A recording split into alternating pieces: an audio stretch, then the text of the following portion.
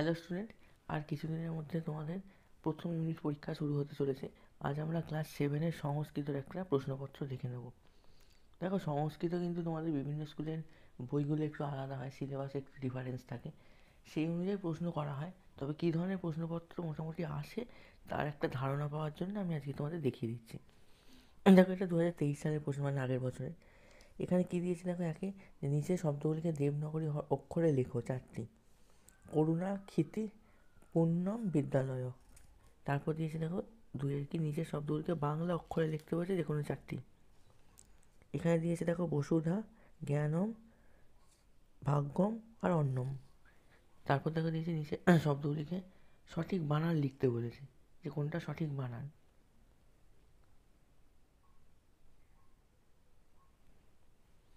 এখানে লিখতে দেখো লতাশু না লতাশু, নরেন মূর্ধন্য না নরেন দন্তান্ন, গুণীষু মূর্ধন্য না গুণীষু দন্তান্ন। এটা সঠিকগুলো লিখতে হয়েছে। তারপর দেখে দিয়েছে বাংলা অর্থ লেখো 4টি। এখানে কী কী দিয়েছে অর্থ বলতে, এখানে বাক্যগুলোকে তোমার বাংলায় লিখতে হবে। নূতনং পুস্তকম, এটাকে তোমার বাংলায় অনুবাদ করতে হবে। তারপর দিয়েছে দেখো যে চত্বর ও বেদা। তারপর এখানে দিয়েছে দেখো গয়েরটা কি, যে অহং বিদ্যানয়ং গচ্ছামি। আর এখানে দিয়েছে কি কদাপি মিথ্যা ন বদতে। এই 4টের মধ্যে 3টে তোমাদের বাংলায় অনুবাদ করতে হবে।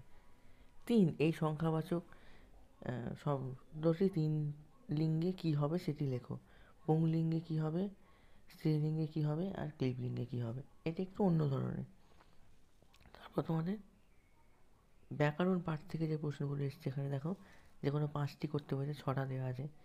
সে নর শব্দের পঞ্চমীর 1 বচন, ফল শব্দের ষষ্ঠীর দ্বিবচন, মুনি শব্দের তৃতীয়ার বহু বচন, ভূ ধাতুর, এগুলো 3টে শব্দরূপ। তারপর 3টে ধাতুরূপ। ভূ ধাতুর লিটের, এই লটের প্রথম পুরুষ দ্বিবচন, গম ধাতুর লিট উত্তম পুরুষ বহু বচন, দৃশ ধাতুর মধ্যম পুরুষ 1 বচন। এগুলো কিন্তু তোমাকে ভালো করে ভেবে নিয়ে তারপর কিন্তু লিখতে হবে, নাহলে কিন্তু ভুল হয়ে যাওয়ার চান্স থাকবে। তো দেখলে এই ধরনের প্রশ্নপত্র তোমাদের অনেকের শ্লোকও থাকে, সেগুলোও আসতে পারে।